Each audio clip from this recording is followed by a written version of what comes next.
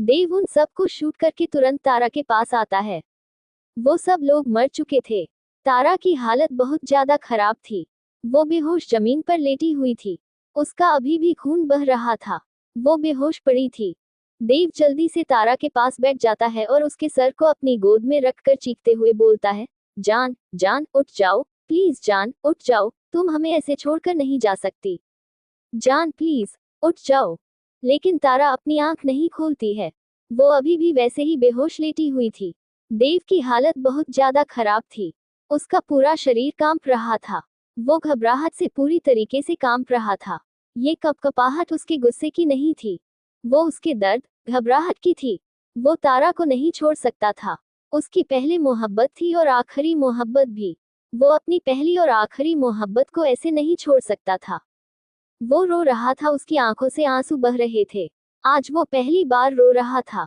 तभी वहां पर एक कार आकर रुकती है। देव अपना सर उठाकर उस कार को देखता है। उस कार से मलंग जल्दी से बाहर निकलता है और भागकर उन लोगों के पास आता है। वो जब तारा को ऐसे देखता है तो उसका भी दिमाग खराब हो जाता है। वो देव को संभालते हुए बोलता है, उठो, उठो, तुम ऐसे हार नहीं मान सकते, तुम्हें तारा को संभालना है, देव उठो। देव अब जाकर होश में आता है। वो जैसे सपने में चला गया था। देव तारा को उठाकर कार की बैक सीट पर लेटा देता है और खुद ही आकर ड्राइविंग सीट पर बैठ जाता है। मलंग भी जल्दी से पैसेंजर सीट पर बैठ जाता है। वो शौर्य को कॉल करके सारी बात बता देता है। शौर्य का भी दिमाग खराब हो जाता है। वो जल्दी से अपने ऑफिस से निकल जाता है। वो अपनी बहन को इस हालत में नहीं देख सकता था। उसने पहले ही अपनी बहन को दूर हो जाते हुए देखा था, अब दूसरी बहन का ऐसी हालत में नहीं देख सकता था। देव के दिमाग में सिर्फ एक ही बात चल रही थी कि जान के कहने का मतलब क्या था, क्या वो मरने वाली है? आखिर क्या हुआ है? वो क्या बोल रही थी? मलंग मेघा को कॉल करके तुरंत अस्पताल आने के लिए बोलता है। मेघा, जो कि अभी आराम से फ्रूट खा रही थी, वो मलंग का फोन देखकर परेशान हो जाती है। जब वो फोन उठाकर मलंग की बात सुनती है, तो उसके हाथों से फोन छूटकर गिर जाता है। वो जल्दी से भागती हुई ड्राइवर से कार स्टार्ट करने को बोलती है। उसकी कार मलंग टेरिटरी से बाहर निकल जाती है। थोड़ी देर बाद देव की कार एक अस्पताल के बाहर आकर रुकती है। वो हॉस्पिटल बहुत बड़ा था। देव ने इतनी तेज स्पीड में कार चलाई थी कि वह 10 मिनट में ही अस्पताल पहुंच गए थे। देव जल्दी से घर से बाहर निकलता है और बैकडोर खोलकर तारा को जल्दी से अपनी बाहों में उठा लेता है और लंबे कदमों से अंदर की तरफ भागने लगता है। वो लंबे लंबे कदमों से अंदर की तरफ जा रहा था। वो जोर से चीखते हुए बोलता है, डॉक्टर, डॉक्टर। तभी वहां पर डॉक्टरों की लाइन जाकर लग जाती है। वो हॉस्पिटल रेदांश का था। सारे डॉक्टर वहां आकर खड़े हो जाते हैं। देव वहां खड़े सीनियर डॉक्टर को घूरते हुए बोलता है, हमारी जान को ठीक करो, हमें ये सही सलामत चाहिए और साथ में हमारा बच्चा भी। अगर दोनों में से किसी को भी कुछ हुआ तो तुम किसी को दिखने लायक नहीं बचोगे, समझे? देव ने उन्हें धमकी दी थी। धमकी सुनकर सारे डॉक्टर के हाथ कांप रहे थे। वो सीनियर डॉक्टर सारे डॉक्टर को कुछ इंस्ट्रक्शंस देता है और तारा को लेकर अंदर जाने लगते हैं। तभी उन डॉक्टर में से एक डॉक्टर अपने सीनियर डॉक्टर से बोलती है, सर, पर ये बच्चा। वो सीनियर डॉक्टर उसे चुप रहने का इशारा करता है। वो डॉक्टर शांत हो जाती हैं। वो लोग जैसे ही ऑपरेशन थिएटर में पहुंचते हैं, ऑपरेशन थिएटर की लाइट्स ऑन हो जाती हैं।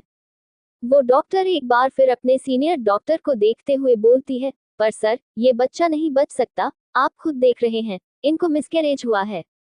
ये बच्चा नहीं बच पाएगा।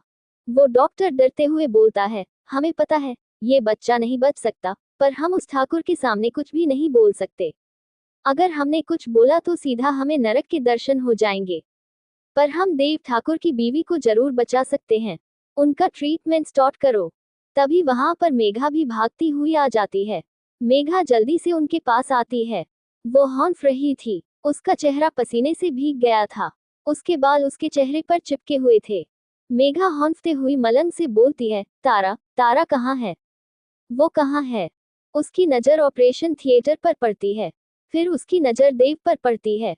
मलंग उससे कुछ कहने वाला होता है, लेकिन मेघा उसे इग्नोर करके अपने कदम देव की तरफ बढ़ा देती है। देव कुछ बोल रहा था।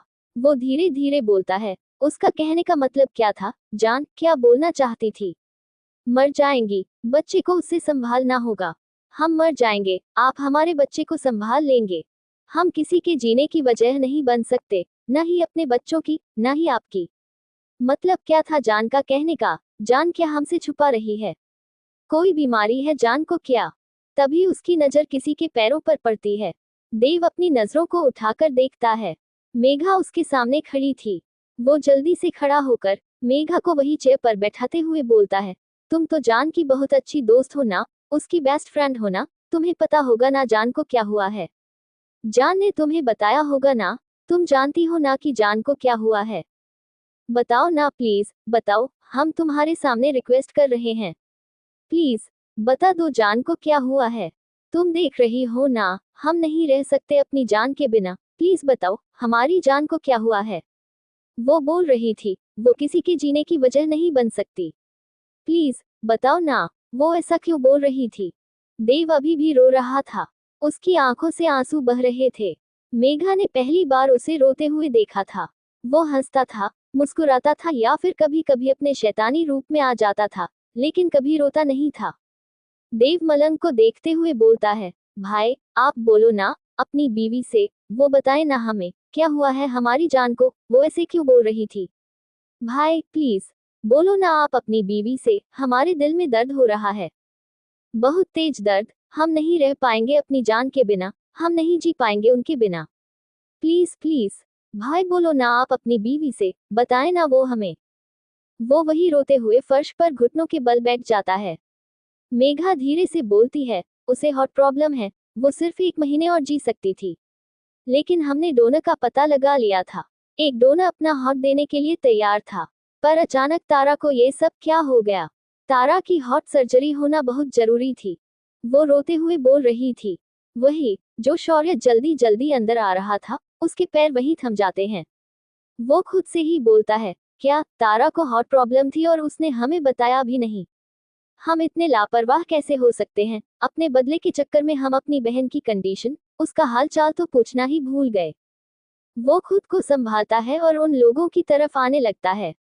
वो उन सबको इग्नोर करके सीधा ऑपरेशन थिएटर के बाहर आकर खड़ा हो जाता है। उसे वहां से अंदर का कुछ भी नहीं दिख रहा था। वो बस वही ऑपरेशन थिएटर के बाहर खड़ा था। वो अपनी नजर उठाकर मेघा को देखता है, जो अभी उसे तारा की हॉट प्रॉब्लम, हॉट सर्जरी के बारे में बता रही थी। देव जल्दी से खड़े होकर बोलता है, कौन है वो। तभी मेघा का फोन बजने लगता है। वो फोन में फ्लैश हो रहे नाम को देख रही थी। फोन आर्यन का था। वो जल्दी से फोन उठा लेती है। दूसरी तरफ से आर्यन बोलता है, वो जो अपना हॉट देने वाला था, उस इंसान का एक्सीडेंट हो गया है और वो एक्सीडेंट में मर गया है। अब हम उसका हॉट ले सकते हैं। उसकी डेड बॉडी अस्पताल में है, इसी अस्पताल में। मेघा कुछ भी नहीं बोल रही थी। आर्यन सामने से कुछ ना जवाब मिलने पर बोलता है, वॉट हैपन मेघा, क्या हुआ है, तुम कुछ बोल क्यों नहीं रही हो। फ्लो नंबर 10, ऑपरेशन थिएटर जल्दी आ जाओ। वो कुछ ही शब्दों में अपनी बात खत्म करके फोन कट कर देती है। उससे कुछ बोला ही नहीं जा रहा था। वहीं दूसरी तरफ आर्यन को उसकी बात तो नहीं समझ में आई थी, लेकिन इतना समझ में आ गया था कि मेघा ने उसे फ्लो नंबर 10 ऑपरेशन थिएटर की तरफ बुलाया है। लेकिन उसके दिमाग में अब ये सवाल आया कि मेघा यहाँ क्या कर रही है, आखिर क्या हुआ है। वो जल्दी से लिफ्ट की तरफ बढ़ जाता है और सीधा फ्लो 10 का बटन दबा देता है। थोड़ी देर बाद लिफ्ट 10 फ्लोर पर आकर रुकती है। आर्यन जल्दी लिफ्ट से बाहर आता है। वो जल्दी जल्दी ऑपरेशन थिएटर की तरफ बढ़ रहा था। वो जैसे ही वहां पर सब लोगों को देखता है, उसके पैर मानो थम जाते हैं। देव, जिसकी हालत बहुत ही ज्यादा खराब दिख रही थी, अब आर्यन के दिमाग में बहुत कुछ चलने लगता है। वो जल्दी से मेघा के पास आता है और मेघा को देखते हुए बोलता है, क्या हुआ है और तारा कहाँ है और तुम रो क्यों रही हो। प्रोफेसर ऐसे क्यों लग रहे हैं। मेघा उसको देखते हुए बोलती है, उस डोनर की लाश कहाँ है, हमें अभी चाहिए। आर्यन उसे देखते हुए बोलता है, नीचे एक रूम में है। देव मलंग को देखते हुए बोलता है, ऑपरेशन की तैयारी करवाए, अभी जान का हॉट ट्रांसप्लांट होगा। हम करवाएंगे उसका हॉट ट्रांसप्लांट, डोनर है तो फिर कोई दिक्कत नहीं है। हमें हमारी जान वापस चाहिए, हमारी जान नहीं तो हम भी मर जाएंगे। हम नहीं रह पाएंगे उनके बिना जिंदा, जल्दी करवाए। मलंग सर हिलाकर वहां से चला जाता है और सारी फॉर्मेलिटी पूरी करने लगता है। वही सब लोग यहाँ पर थे। देवांशी भी थी, जो देव को संभाल रही थी, तो कभी शौर्य को संभाल रही थी। वो भी इस इंसिडेंट से बहुत ज्यादा घबरा गई थी। वो पहले ही अर्चना को खो चुकी थी, जो सबसे दूर पता नहीं कहाँ चली गई थी। वो तारा को नहीं खोना चाहती थी। तारा ही अब इकलौती उसके पास बची थी। वह उसे नहीं खो सकती थी। वहीं दूसरी तरफ वेदांश को इन सब का कुछ होश नहीं था। वो अपने कमरे में पड़ा हुआ था। उसके आसपास बहुत सारी बॉटल्स पड़ी थी। शराब की बोतल, जो कि सारी की सारी खाली थी। वही उसके हाथ में एक शराब की बोतल थी। उसने ब्लैक पेंट और शर्ट पहना हुआ था। वो नीचे फर्श पर बैठा एक हाथ में बोतल लिए हुए था। उस बोतल को अपने होठों से लगाकर, अपनी आंखें बंद कर बेड से टेक लगाकर बैठा था। वो एकदम से अपनी आंखें खोल लेता है और बोलता है, तुम्हारी यादें ना हमें जीने देती हैं, ना मरने देती है, ना सोने देती है, ना पीने देती हैं। क्यों आती हो तुम याद इतना बीवी? ना हम तुम्हारी वजह से चैन से जी पा रहे हैं, ना सो पा रहे हैं, ना मर पा रहे हैं। या तो तुम हमारे पास आ जाओ, या फिर अपनी यादें भी हमें मिटाने दो। I hate you baby, I hate you. कोई इतनी सी बात पर छोड़कर नहीं जाता और तुम हमें छोड़कर चली गई। I hate you more and more. तभी वहां पर अनिरुद्ध आ जाता है।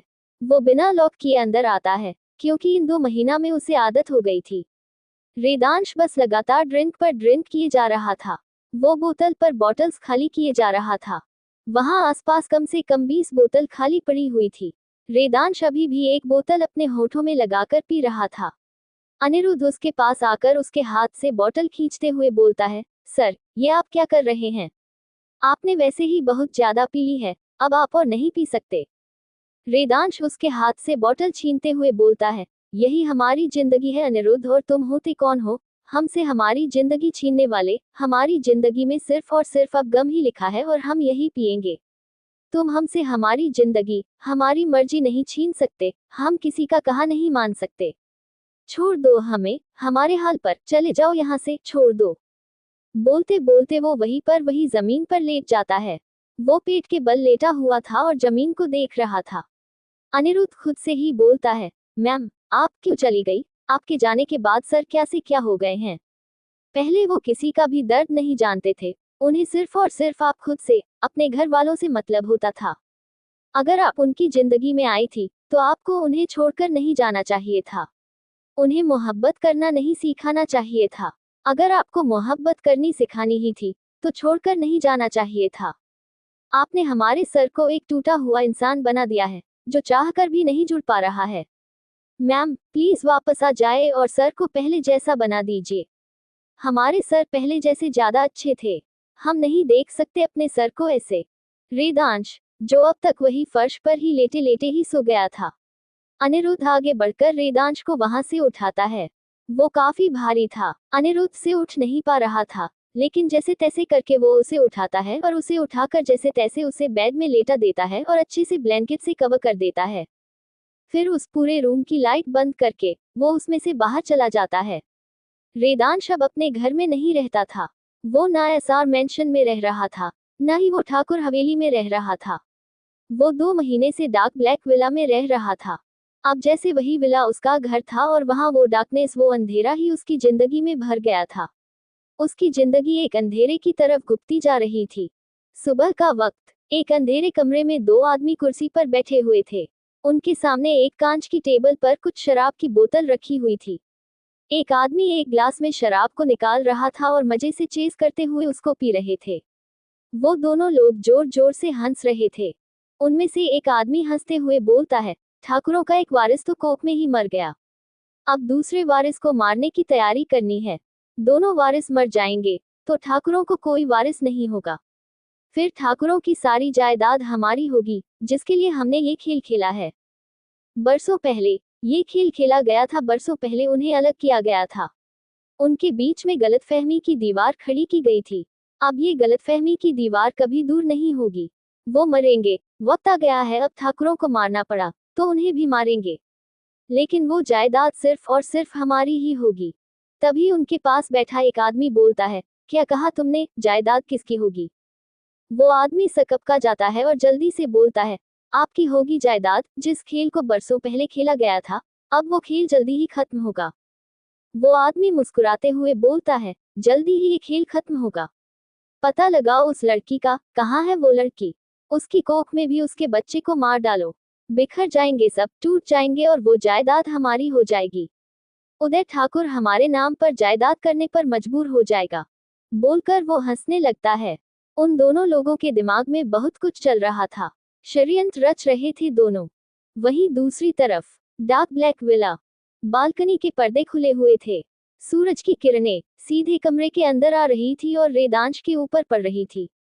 रेदांश कसम साते हुए तकिए को अपने चेहरे पर रख लेता है और धीमी आवाज में बोलता है, बीवी पर्दे बंद करो, हमें नींद में डिस्टर्ब हो रहा है, जल्दी से बंद कर दो। लेकिन धूप की किरणें अभी भी आ रही थी।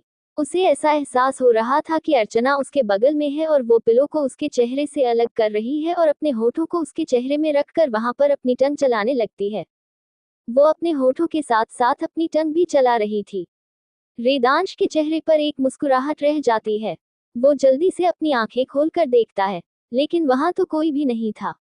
ये तो सिर्फ और सिर्फ रेदांश का एक ख्वाब था, बहुत ही खूबसूरत ख्वाब।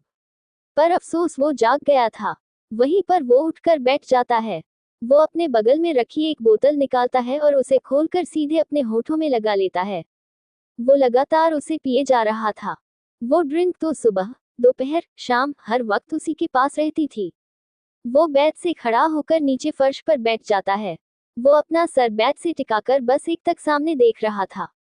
वो धीरे से बोलता है, क्यों बीवी, क्यों नहीं आ रही मेरे पास, सिर्फ और सिर्फ हमारे ख्वाबों में आती हो? क्यों नहीं आ रही है हकीकत में, हमारे पास आ जाओ। देखो हमारी हालत, हम तुम्हारे जाने के बाद कैसे हो गए हैं। एक लम्हा भी अब हमसे बर्दाश्त नहीं होता। हर एक मिनट ऐसा लगता है जैसे 1 साल हो गया। मरने जा रहे थे तो उस दिन क्यों नहीं मरने दिया तुमने? हम मर जाते तो हमें ये तकलीफ नहीं होती। लेकिन तुम्हारी एक बात की खातिर ना मर पा रहे हैं, ना जी पा रहे हैं। तुमने कहा कि हम जिए, तो जी रहे हैं। लेकिन कैसे जिए? एक जिंदा लाश की तरह, सिर्फ जिंदा लाश बन के रह गए हैं, जिसका दिल पत्थर का हो गया है। प्लीज, फिर भी वापस आ जाओ बीवी। तभी उसके रूम का गेट खुलता है और अनिरुद्ध सामने से चलते हुए आता है। वो रेदांश को दोबारा ड्रिंक करते हुए देखते हुए बोलता है, सर, आप सुबह से ड्रिंक करने लगे, प्लीज इसे छोड़ दे। लेकिन रेदांश उसे कुछ भी नहीं बोलता। वो वैसे उस बोतल को अपने होठों पर लगाए पिए जा रहा था। अनिरुद्ध एक गहरी सांस लेकर बोलता है, सर, एक इम्पोर्टेंट खबर देनी है आपको, बहुत ही ज्यादा इम्पोर्टेंट है। रेदांश हल्का सा हंसकर बोलता है, कौन सी मनहूस खबर है जो तुम्हें हमें बतानी है? अनिरुद्ध धीरे से बोलता है, ऐसा नहीं है सर, मनहूस खबर नहीं है। शायद आपकी जिंदगी की सबसे खूबसूरत खबर लाया हूं मैं आज, जिसे सुनकर आपको जीने की नई वजह मिल जाएगी और आप एक बार दोबारा खिल उठेंगे। रेदांश जोर जोर से हंसने लगता है। हाँ हाँ हाँ, अनिरुद्ध रेदांश को देखता ही रह जाता है। रेदांश अपनी हंसी बंद करके बोलता है, सच में अच्छी खबर लाए हो हमारे लिए, जो हमारी जिंदगी की खूबसूरत खबर भी हो सकती है। तो कह दो, वो वापस आ गई है। अब बस यही खबर दोबारा जीने की वजह बन सकती है हमारी और हमें जीने पर मजबूर कर सकती है। इसके अलावा ऐसी कोई भी खबर नहीं जो हमें जीने पर मजबूर करे। उसकी आवाज हमारे अधूरे वजूद को पूरा कर सकती है। उसकी सांसें ही हमारी उलझी हुई सांसों को संभाल सकती हैं। तुम जानते हो, इस वक्त उसकी दूरी हमारे लिए वो है जैसे कि वेंटिलेटर में लेते इंसान की वो आखिरी सांस की तरह। उसकी दूरी हमारे लिए, हमें ऐसा लगता है हम उसे जीते हैं और रात होते होते अपनी आखिरी सांस ले रहे होते हैं, लेकिन बस हम मर नहीं पाते हैं। तुम्हें पता है अनिरुद्ध, जब वेंटिलेटर पर इंसान हो तो उसकी क्या हालत होती है? उसमें दुनिया भर का कष्ट और थकावट होती है, मगर फिर भी वो मौत और जिंदगी के बीच दीवार बनकर खड़ी होती है। वो उसकी दूरी के दर्द से तड़पते हुए, रोते हुए बोल रहा था। अनिरुद्ध उसकी ये हालत देखकर तड़प उठता है। वो उसे संभालते हुए बोलता है, सर, ऐसा मत बोले, आप एक बार, सिर्फ एक बार मेरी बात सुन लीजिए। आपकी आधी तकलीफ ऐसे ही दूर हो जाएगी। वो अब उस बोतल को जमीन पर रखकर सामने खड़े अनिरुद्ध को देखते हुए बोलता है, अच्छा, तो बोलो, ऐसी कौन सी खबर है जो हमें जीने की नई वजह दे सकती है, जो हमारी जिंदगी में खुशियां ला सकती है? बोलो, ऐसी कोई भी बात नहीं जो हमें जीने की नई वजह दे सके। अनिरुद्ध उसके पास आकर उसके सामने खड़े होकर बोलता है, सर, मैम का पता चल गया है। रेदांश अनिरुद्ध की बात काटकर जल्दी से खड़ा होता है। उसकी आंखों में चमक साफ नजर आ रही थी। वो उसे देखते हुए बोलता है, अनिरुद्ध, बताना, वो कहाँ है? ठीक है ना, वो बताओ वो कहाँ पर है। अनिरुद्ध आगे बोलता है, वो स्विट्जरलैंड में है और कल आपकी एक मीटिंग भी स्विट्जरलैंड में है, तो आपको स्विट्जरलैंड जाना पड़ेगा। वो जल्दी से वॉशरूम की तरफ जाते हुए अनिरुद्ध से बोलता है, अनिरुद्ध जल्दी करो, हम अभी निकलेंगे स्विट्जरलैंड के लिए, अब हमें अपनी बीवी से दूरियां बर्दाश्त नहीं होती। हम अब उसे अपने पास लेकर आएंगे। अब ये दूरियां खत्म करनी होगी। उसके चेहरे पर एक अलग ही खुशी नजर आ रही थी, जैसे उसे उसका सब कुछ मिल गया। उसे उसके जीने की वजह मिल गई है। जैसे कि अनिरुद्ध ने कहा था कि एक बार उसकी बात सुनेगा तो उसे उसके जीने की वजह मिल जाएगी। उसे उसके जीने की वजह मिल गई थी। उसकी आंखों में चमक दिख रही थी। वो इतना ज्यादा खुश था कि बाथरूम के अंदर गाना गाते हुए नहा रहा था। शॉवर के नीचे खड़ा आराम से गाने गा रहा था। वहीं दूसरी तरफ हॉस्पिटल में देव और शौर्य ऑपरेशन थिएटर के बाहर खड़े थे। तारा का ऑपरेशन हो रहा था। उसका हार्ट ट्रांसप्लांट हो रहा था। वही थोड़ी देर बाद ऑपरेशन थिएटर की लाइट बंद होती है और डॉक्टर गेट खोलते हुए बाहर आते हैं। शौर्य उस डॉक्टर को देखते हुए बोलता है, डॉक्टर हमारी बहन ठीक है ना, ऑपरेशन कैसा रहा। डॉक्टर अपना मास्क हटाकर उन्हें देखते हुए बोलता है, ऑपरेशन सक्सेसफुल रहा है, आपकी बहन ठीक है। पर देव आगे बढ़कर डॉक्टर का कॉलर पकड़ लेता है और उसे झकझोरते हुए बोलता है, पर क्या डॉक्टर। मलंग जल्दी से आगे जाकर देव को डॉक्टर से दूर करते हुए बोलता है, तुम पागल हो गए हो क्या, कम से कम डॉक्टर की बात तो सुनो। अब देव शांति से खड़ा था और डॉक्टर को घूर रहा था। वो जैसे अगर डॉक्टर ने कुछ गलत बोला या फिर उल्टा सीधा बोला तो उसे अपनी आंखों से ही जलाकर राख कर देगा। डॉक्टर को देव की गुस्से से भरी नजर खुद पर महसूस हो रही थी, लेकिन वो उसे कुछ बोल भी तो नहीं सकता था।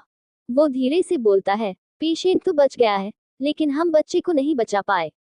पेट के बल गिरने की वजह से उनका मिसकैरेज हो गया और बच्चे ने वहीं पर दम तोड़ दिया था। हम उस बच्चे को नहीं बचा पाए। देव वही धम्म से बैठ जाता है। उसे सच में लग रहा था कि वो हर किसी को खोता ही जा रहा था। पहले अर्चना को खोना, वो चाचा बनने वाला था, उसके बाद वो बच्चे को लेकर चली गई। फिर उसके बाद वेदांश की हालत, उसे किसी से भी मतलब नहीं होता था। वो घर पर भी नहीं रहता था। वो किसी से कुछ बात भी नहीं करता था। वहीं अब तारा का उसे हॉट के बारे में पता चलना कि उसके हॉट में छेद था। वो ज्यादा दिन तक जिंदा नहीं रह सकती थी। फिर उसके बाद अपने बच्चे को खोना, एक के बाद उसे सदमे लगते ही जा रहे थे। वो कब तक इन पर खड़ा रहता। आज उसे सबसे बड़ा सदमा लगा था। उसका बच्चा इस दुनिया में आने से पहले ही चला गया। उसने जो अपने बच्चे के साथ इतनी ज्यादा बॉन्डिंग बना ली थी, वो बच्चा उसे छोड़कर चला गया। जहां से वो आया था वो दोबारा वही चला गया, छोड़ गया उसे, दूर जा रहा था। वही शौर्य का भी यही हाल था। उसका भांजा या भांजी उसे छोड़कर चले गए। वो उन लोगों को नहीं छोड़ने वाला था जिनकी वजह से ये सब हुआ। वो देव को हिलाते हुए बोलता है, हमने मना करा था ना, अकेले कहीं भी मत जाना, गार्ड को अपने साथ लेकर जाना। लेकिन खुद को तुम क्या बहुत बड़े बाहुबली समझते हो जो अकेले निकल पड़े। तुम्हारी गलती की वजह से आज हमारी बहन की ये हालत है। उसका बच्चा छोड़कर चला गया।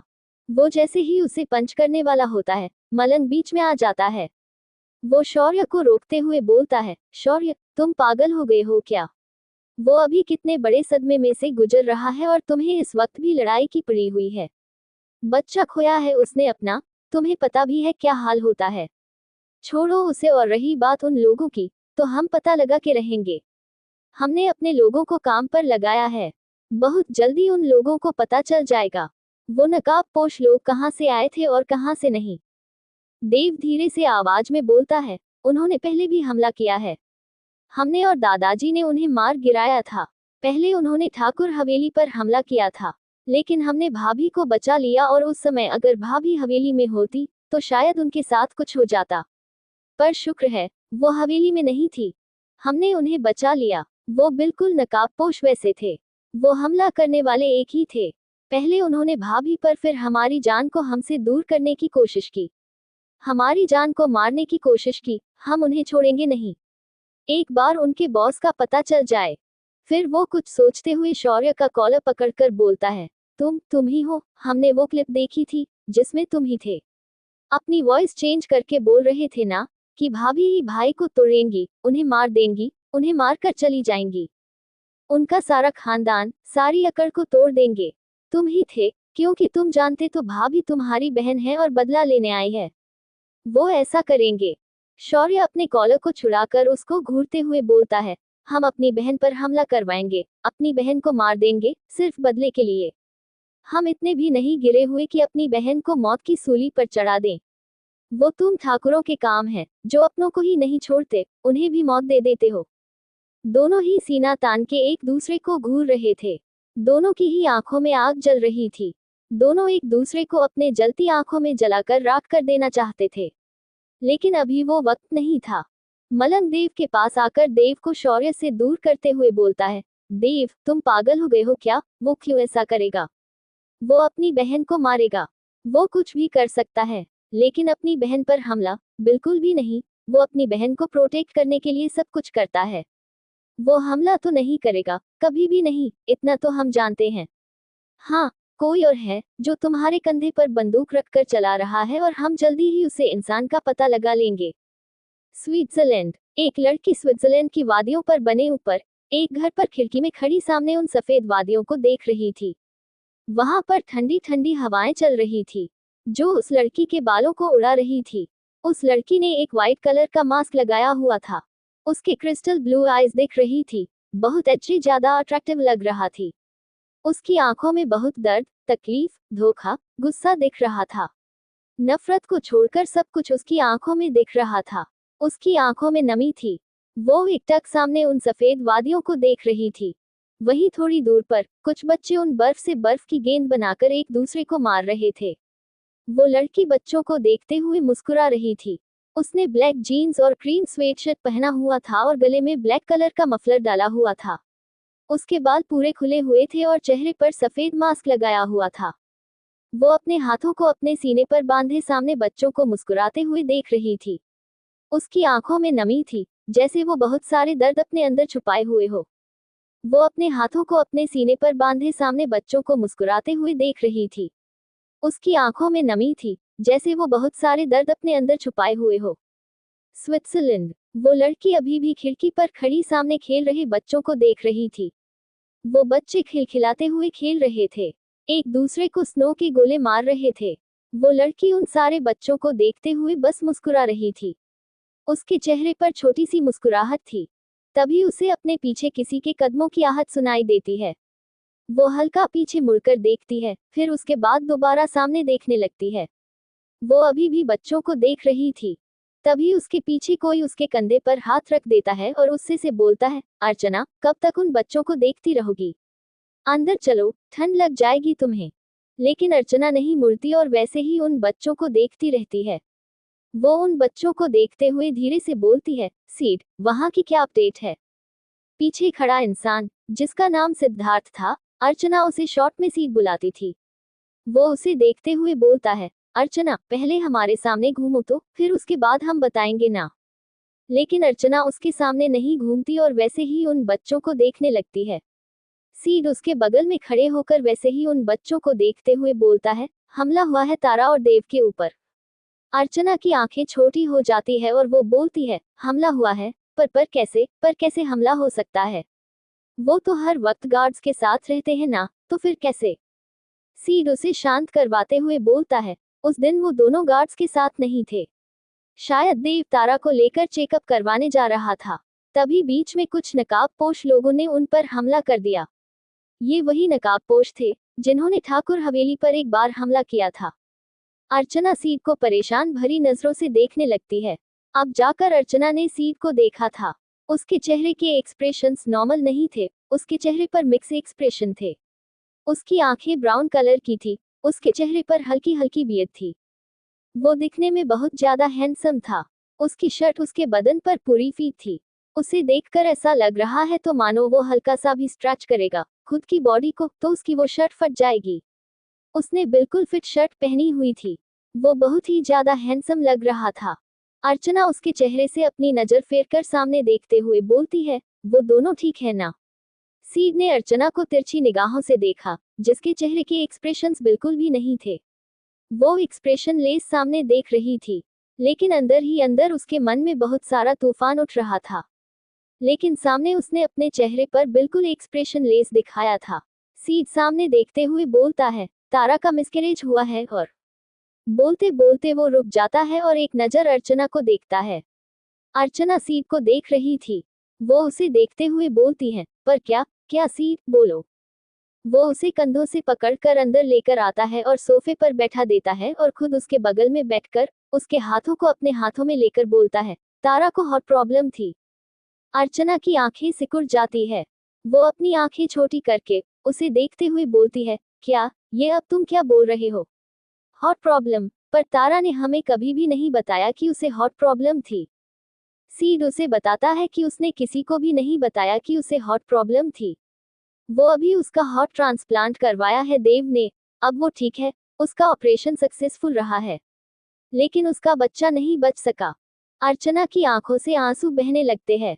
वो रोते हुए बोलती है, हमारी बहन अकेली सारी मुश्किलों से जूझ रही है, लेकिन हम कुछ भी नहीं कर पा रहे उसके लिए। हम उसके पास नहीं है। वैसे ही इस वक्त में उन्हें हमारी सबसे ज्यादा जरूरत है, लेकिन हम उसके पास नहीं है। हम क्या करें सीड? हम जाना चाहते हैं, लेकिन चाहकर भी हम वहां नहीं जा सकते। हम अपनी बहन से नहीं मिल सकते। फिर अपनी आंखों में आए आंसू को पोंछते हुए बोलती है, और देव, देव की हालत कैसी है? तुमने कहा हमला हुआ है, और उन लोगों का क्या हुआ जिन्होंने हमला किया था? सीड उसके हाथों से अपना हाथ अलग कर लेता है और उसे देखते हुए बोलता है, उन लोगों को तो देव ने वही मार डाला था। ठाकुरों का खून है उसमें, चाहे कितनी भी चोट लग जाए, फिर भी अपनी जान से कीमती चीज को बचाने के लिए वो जिंदा खड़ा हो जाता है। उसकी हालत कुछ ठीक नहीं है। उसे भी चोटें लगी हैं, लेकिन अभी तक उसने अपना चेकअप नहीं करवाया है। उसने जिद पकड़ के रखी है कि जब तक तारा को होश नहीं आ जाता, तब तक वो अपना चेकअप नहीं करेंगे। अर्चना सीड को देखते हुए बोलती है, सीड, कुछ भी करो, उसका ट्रीटमेंट करवाओ। 3 गोलियां, ये कोई मामूली बात नहीं है, इन्फेक्शन भी हो सकता है उसे। प्लीज कुछ करो, उसका ट्रीटमेंट करो। और वो ठाकुर के क्या हाल है? सीड तिरछी नजरों से अर्चना को देखता है, जिसके चेहरे पर एक भी एक्सप्रेशन नहीं था इस वक्त। फिर से उसका चेहरा एक्सप्रेशन लेस हो गया था। वो एक्सप्रेशन लेस चेहरे से सामने जमीन को देख रही थी। वो उसे लगातार घूरे जा रही थी और उंगलियों को एक दूसरे में हो उलझाए हुए थी। वो थोड़ी सी नर्वस दिख रही थी, लेकिन अपने चेहरे पर वो कुछ भी नहीं आने दे रही थी। उसका चेहरा अभी भी एक्सप्रेशन लेस था। सीड एक गहरी सांस लेकर बोलता है, शराब का आदी हो गया है बहुत, दिन रात सिर्फ और सिर्फ शराब में डूबा रहता है। वो ना ही अब ठाकुर हवेली में रहता और ना ही एसआर मेंशन में है। वो पता नहीं, कहीं जंगलों के बीच बने अपने किसी विला में है। वहां जाने की इजाजत किसी को भी नहीं है। यहाँ तक कि जंगल जहां से शुरू होता है, वहां से उसके लोग फैले हुए हैं। कोई भी उस जंगल के अंदर नहीं जा सकता है। मेरे लोगों ने उसे जंगल के अंदर जाने की कोशिश की, लेकिन नहीं जा पाए।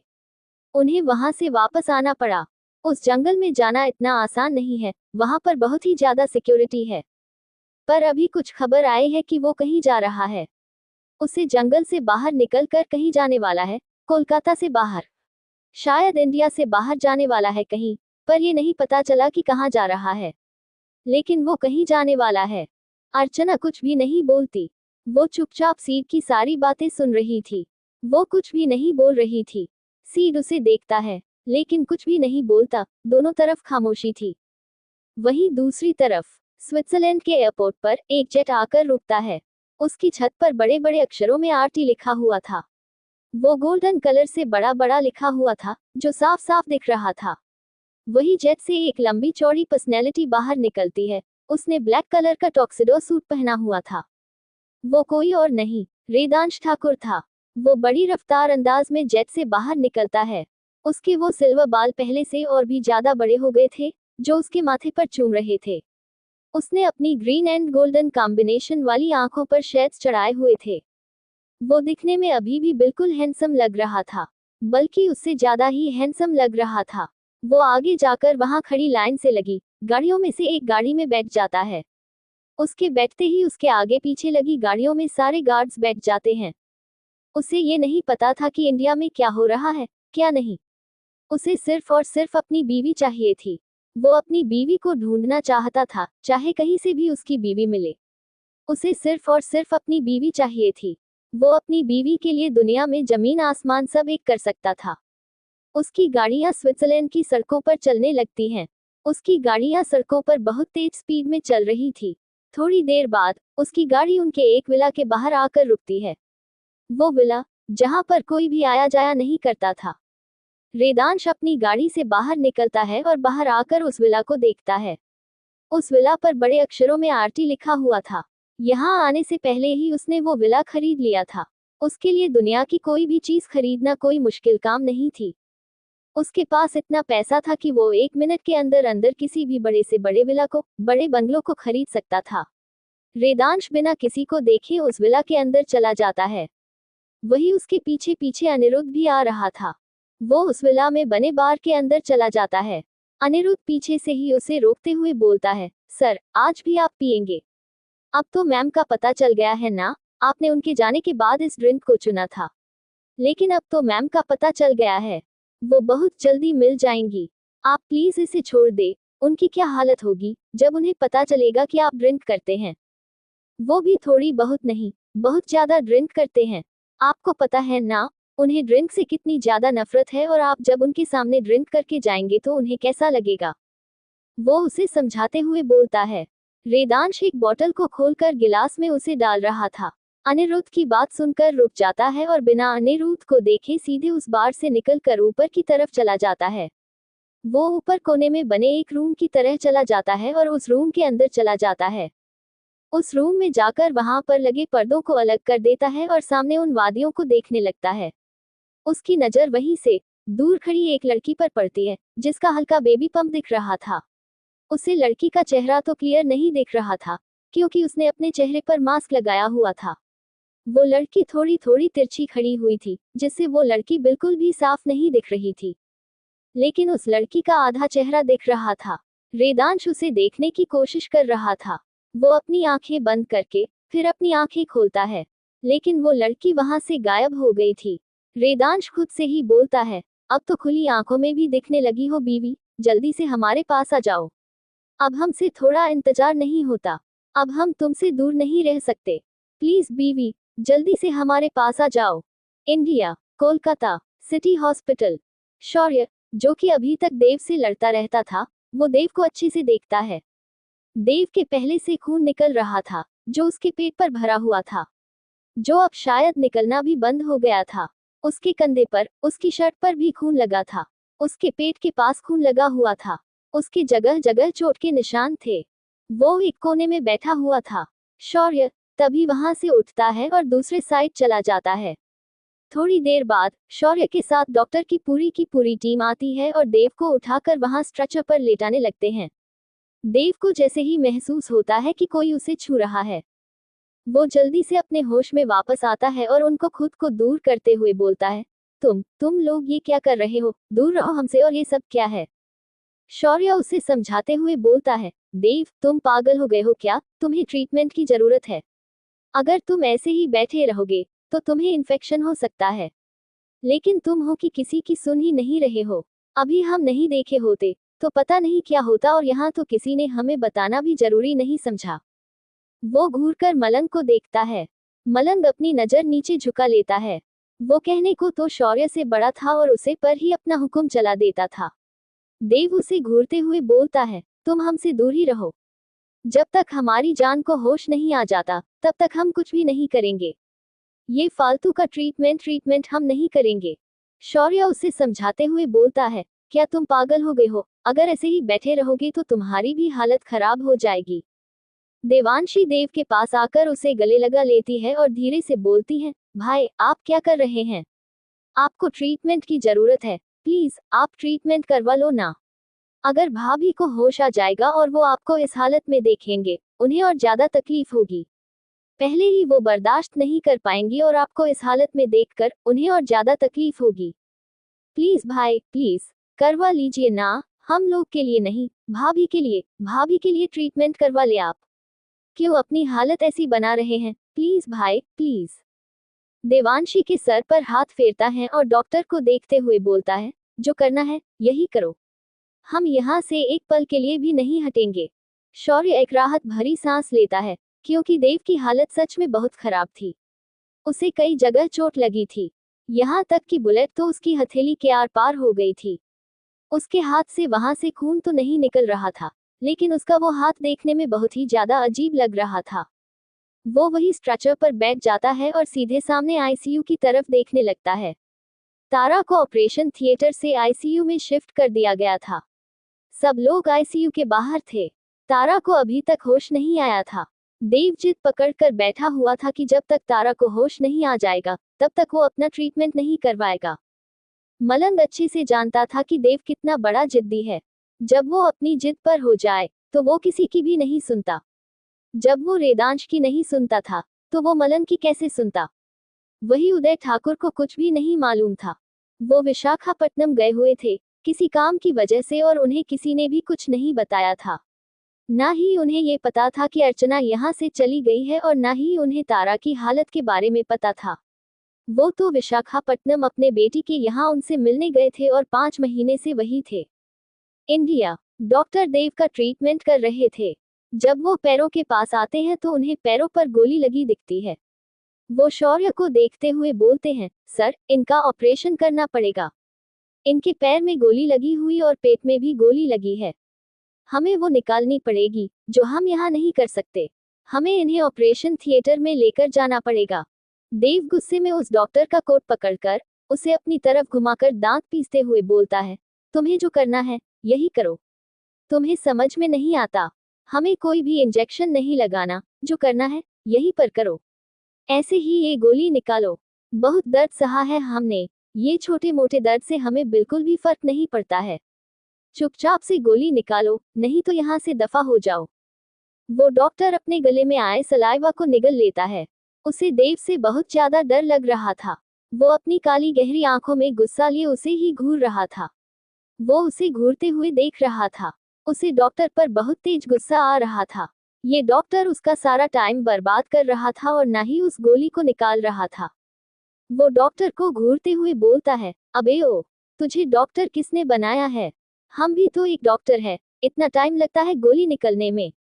हटो यहाँ से। तुम लोगों को कुछ आता भी है या खाली फोकट का हमारे हॉस्पिटल में हो? तुम लोगों को तो हम फायर करते हैं यहाँ से। वो उस डॉक्टर को धक्का दे देता है और डॉक्टर जाकर सीधे नीचे फर्श पर धम्म की आवाज के साथ गिरता है। शौर्य उससे बोलता है, तुम पागल हो गए हो क्या? ये क्या कर रहे हो? अब तुमने डॉक्टर को भी गिरा दिया। अब जब डॉक्टर तुम्हारा ट्रीटमेंट कर रहा है तो उन्हें करने दो ना।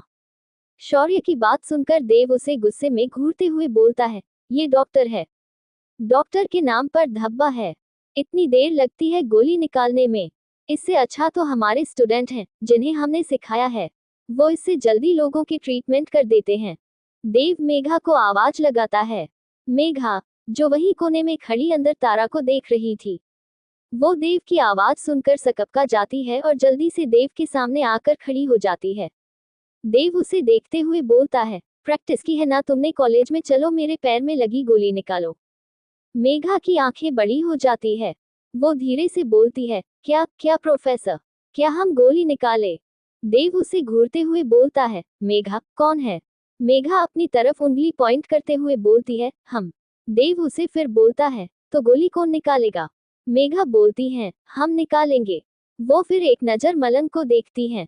वो भी उसे गोली निकालने के लिए ही बोल रहा था। मेघा धीरे से देव की उस जगह से पैंट को कैंची की मदद से काट देती है, क्योंकि देव के घुटने के नीचे गोली लगी हुई थी, जहां उसका पेंट नहीं चढ़ सकता था। वो धीरे से देव से बोलती है, प्रोफेसर, आपको एनेस्थीसिया की जरूरत है। जब तक हम एनेस्थीसिया नहीं लगाएंगे आपको, तो हम आपकी ये गोली नहीं निकाल पाएंगे। आपको दर्द होगा। देव उसे घूरते हुए बोलता है, हम इतने छोटी मोटी चोट से घबराते नहीं हैं।